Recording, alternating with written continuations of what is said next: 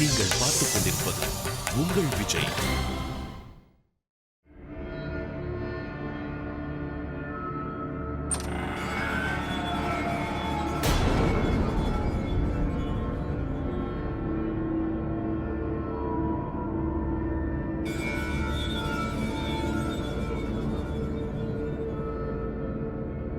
என்ன இந்த ரூம் ஃபுல்லா இருட்டாயிடுச்சு?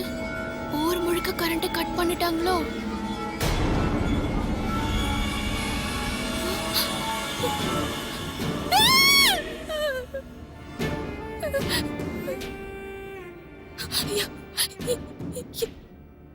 யார் நீ? கொள்ளிவாய் பிசாசா?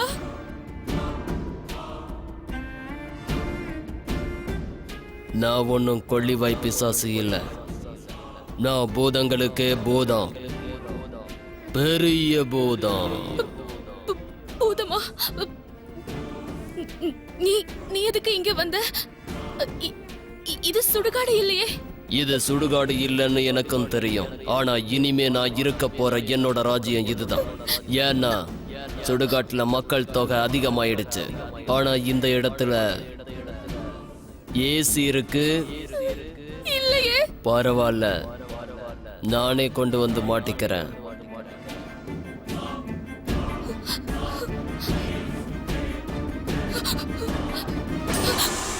ஹாய் விஸ்வா, நீயா? விஸ்வா, பூத வேஷம் போட்டு எதுக்கு என்ன பயமுறுத்துன? பயந்துட்டியா? நீ எப்படி என் ரூம்குள்ள வந்த? வாசல் வழியா? அப்படின்னா வந்த வழி தயவு செஞ்சு போயிடு விஸ்வா. போயிடு, தயவு செஞ்சு போயிடு விஸ்வா. போயிடு, போ விஸ்வா. தயவு செஞ்சு போ. போ விஸ்வா, போ. இங்க இருந்து போ விஸ்வா.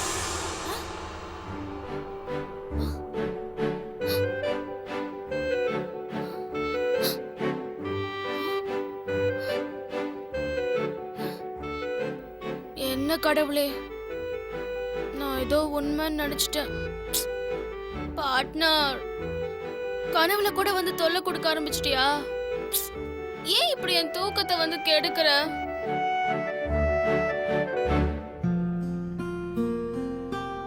எல்லாமே ஒரு கனவு மாதிரி இருக்கு. அதாவது நானே மாலத்தைய ரிஷிகேஷ் கூட்டி போற மாதிரி. என் வாழ்க்கையில இப்படி ஒரு திருப்பம் வரும்னு நானே நினைச்சு பார்க்கல. எது எப்படியோ I feel great. I mean, I feel alive.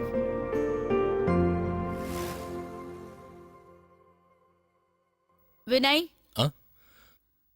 Vinay, Vishwa கிட்ட இருந்து ஏதாவது போன் வந்ததா? இங்க பாருங்க அத்தை, விஸ்வா கிட்ட இருந்து எந்த போனும் வரல. இருந்தாலும் நான் சொல்றதை நீங்க நம்பிதான் ஆகணும். விஸ்வாவுக்கு எந்த பிரச்சனையும் இல்லை. அவன் நல்லபடியா திரும்பி வந்துருவான். எனவே எனக்கு ஒரு சின்ன வேலை இருக்கு.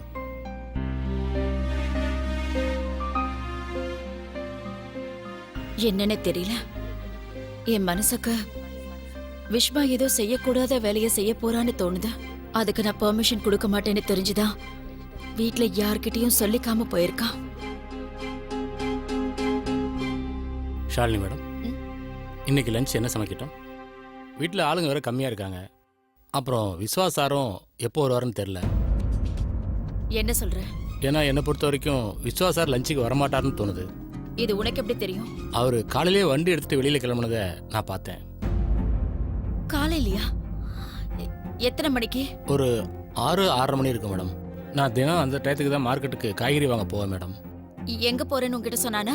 எங்கே போகிறேன்னு ஒன்றும் சொல்ல மேடம். ஆனால் என்ன வண்டியில் ஏற்றிக்கிட்டு மார்க்கெட் வரைக்கும் வந்து அங்கே ட்ராப் பண்ணிட்டு போனார் மேடம். என்ன ட்ராப் பண்ணதுக்கப்புறம் எங்கே போகிறேன்னு சொல்லாமல் நேஷனல் ஹைவேஸ் வழியாக வண்டி போச்சு மேடம். National highway? ஆமாம். நீ போ. ஓகே. Vishwa, national highway?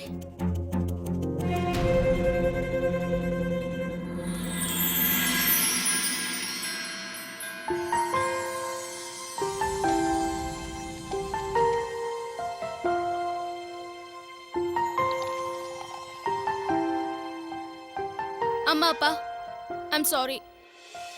நான் இன்னைக்கு காலையிலேயே வந்து உங்களை டிஸ்டர்ப் பண்ணிட்டேன். வேற வழி தெரியல. என்ன விஷயம் அப்படி? இத ஜீவிதா கிட்ட கூட ஷேர் பண்ணிக்க முடியாது. சோ உங்ககிட்ட வந்து ஷேர் பண்ணிக்கிட்டா என் மனசுல இருக்கிற பாரம் குறையும். அதனால தான் இங்க வந்தேன். விஸ்வா இருக்கானே, அவன் ஒண்ணா நம்பர் இடியட். இல்ல இல்ல இல்ல, நீங்க நினைக்கிற மாதிரி அவன் ஒண்ணு சாதாரண இடியட் இல்ல. நல்ல தரமான வடிகட்டின முட்டாள். மாயாக்கும் இவனுக்கும் நடுவுல என்ன பிரச்சனை தெரியல, சடனா பிரேக்கப் பண்ணிக்கிட்டா. அதோட எல்லா பழியும் என் மேல போடுறான். சொல்றேன், நான் தான் அவனை தூண்டி விட்டேனா. நான் எவ்வளவு கஷ்டப்பட்டு அவங்க 2 பேரையும் ஒண்ணு சேர்த்து வச்சேன். இதுல ஏன் தப்பு என்ன இருக்கு? நான் ஷாலினி ஆட்டி விருப்பப்பட்ட மாதிரி தான் செஞ்சு முடிச்சேன். நீங்களே சொல்லுங்க, நான் எவ்வளவு அப்பாவியான பொண்ணு. என் மேல இதுக்கு பழிய போடுறாங்க. சேர்த்து வைக்கலனா ஷாலினி ஆண்டி கோவப்படுவாங்க. சேர்த்து வச்சதுக்கு அப்புறம் விஸ்வா இப்ப என்ன பழி வாங்குறான். எல்லாரும் என்னையே ப்ளேம் பண்றாங்க. அப்புறம் அந்த மாயா, அவன் மண்டைக்குள்ள என்ன பூதம் எரிச்சோ தெரியல, ஃபோன் பண்ணி கண்ணா பின்னா திட்டுறா. நான் போன ஜென்மத்துல உங்களுக்கு எதிரா ஏதோ பெரிய தப்பு பண்ணிட்டேன்னு நினைக்கிறேன். அதான் இந்த ஜென்மத்துல என்ன இப்படி பழி வாங்குறாங்க. ஜீவிதாக்கா கரெக்டா தான் சொல்லுவா. சீரியஸாவே அடுத்தவங்க விஷயத்துல தேவையில்லாம தலையிடவே கூடாது. ஏன்னே தெரியல, இந்த உலகத்துல இருக்கிற எல்லா ப்ராப்ளம்லயும் நான் தான் போய் மாட்டிக்கிறேன். இதுக்கு வேணும். சரிங்க, தேங்க்ஸ்ங்க, ரொம்ப ரொம்ப தேங்க்ஸ். என்ன விஷயம் மோகன்? அம்மா, கடவுள் சரியான நேரத்துல நம்ம மேல கருணை காட்டிட்டாரு. நேத்து வரைக்கும் நம்ம மாலத்தியோட ட்ரீட்மெண்ட்டுக்காக பணத்தை புரட்ட முடியாம அவஸ்தைப்பட்டு இருந்தோம்ல, இன்னைக்கு அந்த பணத்துக்காக கவலைப்பட வேண்டியதே இல்லம்மா. அது எப்படிப்பா? அம்மா, டெல்லியில இருந்து நம்ம கடைக்கு ஒரு பெரிய ஆர்டர் வந்திருக்குமா. இந்த ஆர்டருக்காக தான் நான் ரொம்ப நாளா காத்துக்கிட்டு இருந்தேம்மா. இந்த ஆர்டர் டெலிவரி பண்ணிட்டோம்னா நம்ம மாலத்தியோட ட்ரீட்மெண்ட்டுக்கு தேவையான பணம் கிடைச்சிருமா. அந்த கடவுளுக்கு நம்ம ஆயிரம் நன்றி சொல்லணும். நான் உங்ககிட்ட அடிக்கடி சொல்லுவேன்லம்மா, கடவுள் நமக்கு எவ்வளவுதான் கஷ்டம் கொடுத்தாலும் அதை தீர்க்கறதுக்கு ஒரு வழியும் காட்டுவார்னு. இன்னைக்கு நான் ரொம்ப சந்தோஷமா இருக்கேம்மா. உடனே நான் கோயிலுக்கு போய் வேண்டுதலை நிறைவேற்றிட்டு வரணும். அப்படியே நன்றி சொல்லிட்டு வரணும். நீங்க கூட வரீங்களாமா? இல்லப்பா, நீ போயிட்டு வா, நான் அப்புறமா போய்க்கிறேன். மாலதி வீட்டுக்கு வர நேரம் ஆயிடுச்சு. அவளுக்கு மருந்து தரணும்ல. நான் இல்லைன்னா கண்டிப்பா அவ மருந்து சாப்பிட மாட்டா. அது மட்டும் இல்ல, அவ கேரட் அல்வா பண்ணி வைக்க சொன்னா. அப்படி பண்ணலன்னா அவ என்ன பண்ணுவான்னு உனக்கு தெரியும்ல. அல்வா சாப்பிடுறதுக்கு பதிலா நம்மளும் சாப்பிட்டுருவா. சீக்கிரம் பண்ணுங்கம்மா, எனக்கு இந்த சந்தோஷத்தை அல்வாவோட கொண்டாடணும்னு ரொம்ப ஆசையா இருக்கு. சரிம்மா, நான் கோயிலுக்கு போயிட்டு அப்படியே கடைக்கு போறேன்.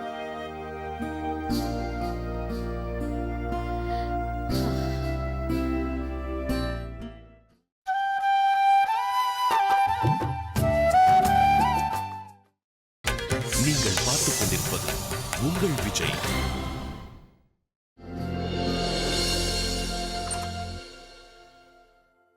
ஜீவிதா, உன்னோட மொபைல் எங்க? இதோ. விஸ்வாக்கு ஃபோன் பண்ணு. விஸ்வாக்கா?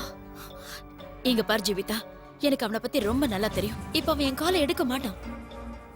அவனுக்கு ஃபோன் பண்ணி அவன் எங்க இருக்கான்னு நீயே கேளு. ஆனா பெரியம்மா. ஜீவிதா ப்ளீஸ், தயவு செஞ்சு நான் சொல்ற மாதிரி பண்ணு. இப்ப அவன் எங்க இருக்கான்னு தெரிஞ்சுக்க வேண்டியது ரொம்ப அவசியம். சரி. ஸ்பீக்கர் மோட் ஆன் பண்ணு.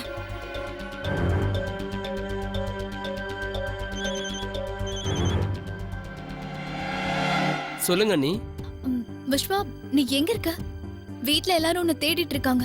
அண்ணி, என்ன பத்தி அங்க யாரும் கவலைப்பட வேணாம். நான் இங்க ரொம்ப ஜாலியா இருக்கேன். அது சரி விஸ்வா, இப்ப நீ எங்க இருக்க? அண்ணி, அதை நான் இப்போதைக்கு சொல்ல முடியாது. ஓகே, இது எனக்கும் என் அண்ணனுக்கும் மட்டும் தெரிஞ்ச சீக்ரெட். அண்ணி, நான் வீட்டுக்கு வந்ததுக்கு அப்புறம் எல்லாத்தையும் விளக்கமா சொல்றேன். இப்போ நான் டிரைவிங்ல இருக்கேன். ஓகே, உங்களுக்கு நான் டெஃபினட்டா கால் பண்றேன். அண்ணி, பை. ரிஷிகேஷ் போறதுக்கு ஷார்ட்கட் இருக்கா? இங்க நேரா போனீங்கன்னா ஒரு ஓவர் பிரிட்ஜ் வரும். அங்க இருந்து ரைட் எடுத்தீங்கன்னா சீக்கிரமா ரிஷிகேஷ் போயிடலாம். ஸ்ட்ரைட்டா? ஆமா. விஸ்வா ரிஷிகேஷ்க்கு போறானா?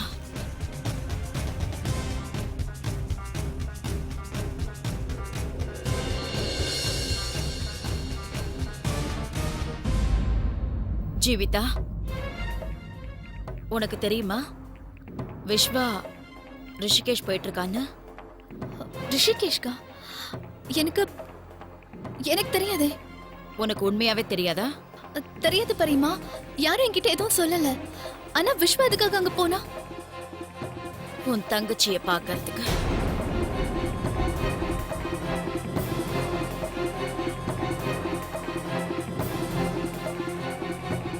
மாலத்திய பாக்குறதுக்கா?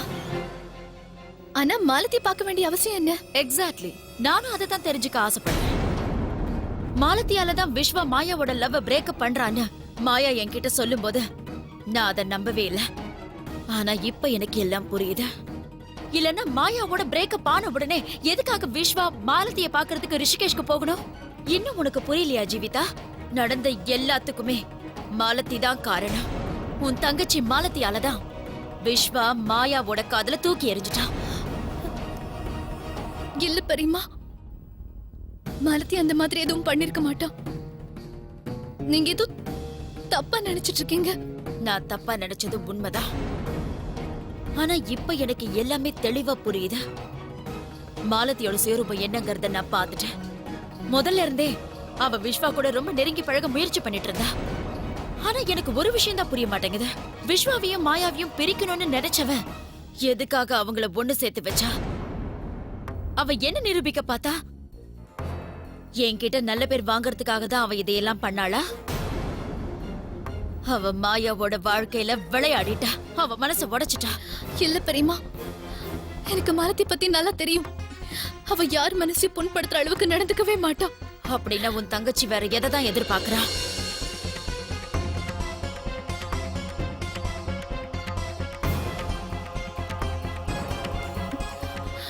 மாலத்தி,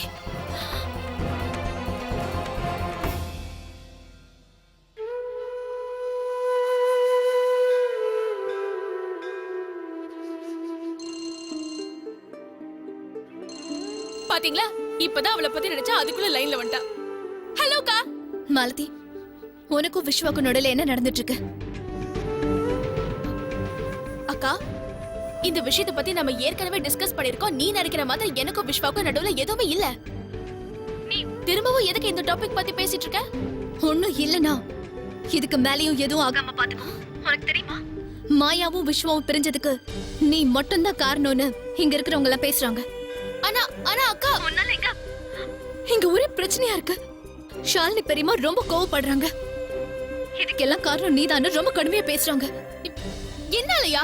ஆமா, இங்க பாரு, நான் உன்கிட்ட திரும்பவும் சொல்றேன், எந்த பிரச்சனையிலயும் தலையிடாத.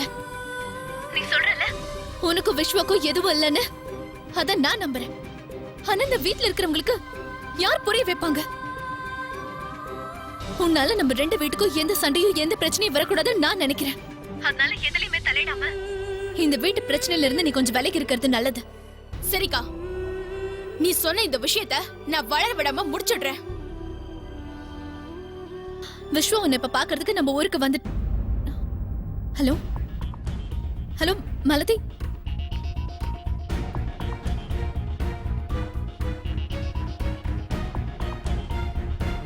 விஸ்வா,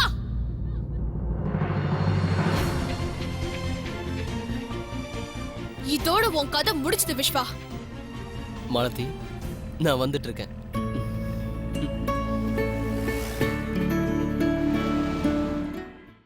எல்லாத்துக்கும் நான் காரணமா? நான் என்ன தப்பு பண்ணேன்? எல்லாரும் பழைய ஏன் மேல போடுறாங்க? இதெல்லாம் யார் மேல தெரிஞ்சிருச்சு? அந்த விஸ்வா தான் வீட்டுல இருக்கிறவங்க கிட்ட ஏதோ ஏடகடமா என்ன பத்தி சொல்லிருக்கான். அவ சொன்னா அவங்களுக்கு புத்தி எங்க போச்சு? நான் நான் மாயா விஸ்வா பிரிச்சதுக்கு நான் எப்படி காரணமா இருக்க முடியும்? இந்த விஸ்வா இருக்கானே, ஒட நம்பர் முட்டாள் மடைய பரதேசி புறம்போக்கு.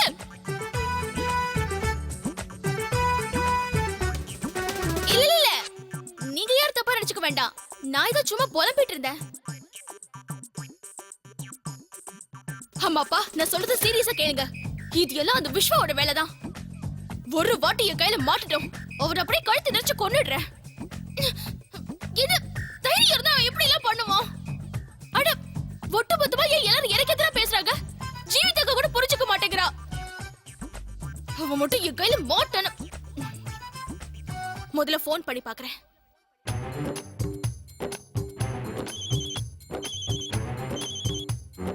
எடு விஸ்வா, போனை எடு.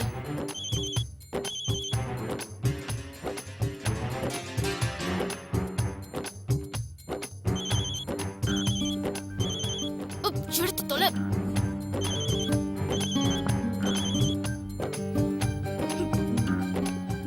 விஸ்வா,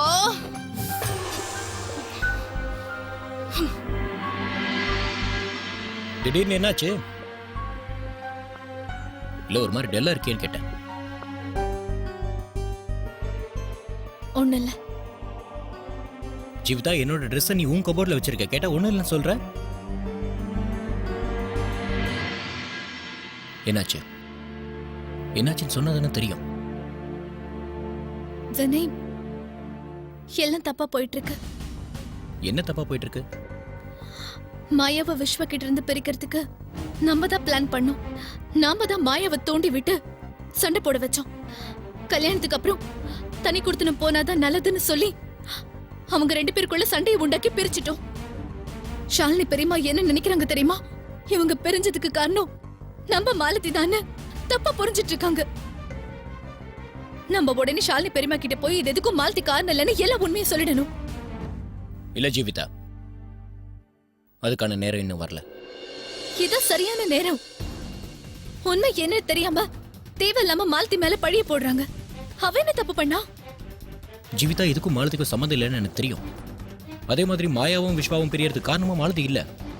ஆனா விஸ்வாவுக்கும் மாலதிக்கும் உள்ள ரிலேஷன்ஷிப்பை பத்தி இன்னும் அவங்களே சரியா புரிஞ்சுக்கல. நல்லவேளை மாயா எப்படியோ புரிஞ்சுட்டா. ஆனா மாலதியும் விஸ்வாவும் ஒண்ணு சேர்றதுக்கு நாம தான் சந்தர்ப்பத்தை ஏற்படுத்தணும். இல்ல வினய், நான் மாலதிக்கு விஸ்வாக்கும் நடுவுல எதுவுமே இல்லைன்னு உங்களுக்கு எப்படி புரிய வைக்கிறதுன்னு எனக்கு தெரியல. இங்க பாரு ஜீவிதா, இந்த விஷயத்தை பத்தி நம்ம பேசி எந்த பிரயோஜனமும் இல்ல. இதை பத்தி விதிதான் முடிவெடுக்கணும். ஒருவேளை அவங்க 2 பேரும் ஒண்ணு சேரணும்னு ஏற்கனவே எழுதப்பட்டிருந்தா அதை யாராலையும் மாத்த முடியாது. என்னை பொறுத்த வரைக்கும் ஒருத்தருக்கு ஒருத்தர் அவங்களுக்கே தெரியாம மௌனமா காதல வெளிப்படுத்துறாங்க. உங்க என்ன முழுக்க முழுக்க தவறு வினய். அப்படி எந்த விஷயமும் நான் உங்களுக்குள்ள கவனிக்கல. ஜீவிதா, இதெல்லாம் உனக்கு எப்ப புரிய வரும்னா, நான் பார்த்த கண்ணோட்டத்துல நீ எப்ப பாக்குறியோ அப்பதான் உனக்கு இதெல்லாம் தெரியும். நீ ஒரு வேலை செய்.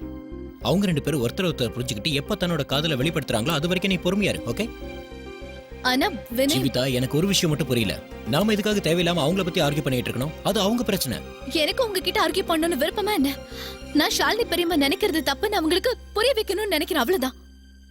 ஜீவிதா, நான் சொல்றதை நல்லா கேட்டுக்கோ. அத்தைக்கு மட்டும் அவங்க 2 பேர் விஷயம் தெரியக்கூடாது. தெரிஞ்சிடவே கூடாது. ஆனா ஏன் வினய்? நான் சொல்றது மட்டும் கேளு. வினய்,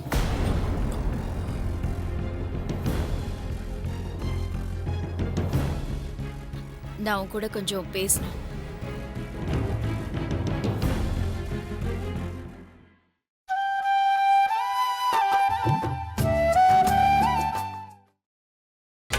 நீங்கள் பார்த்துக் கொண்டிருப்பது உங்கள் விஜய். நான் உன் கூட கொஞ்சம் பேசணும். ஆனா பெரியம்மா, அதுக்கு முன்னாடி நான் உங்ககிட்ட கொஞ்சம் பேசணும்.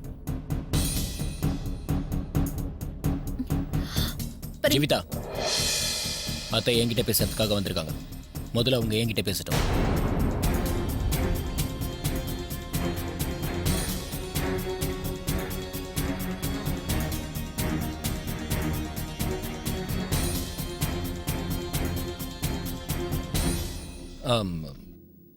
சொல்லுங்க அத்தை, ஏதோ பேச வந்தீங்களா?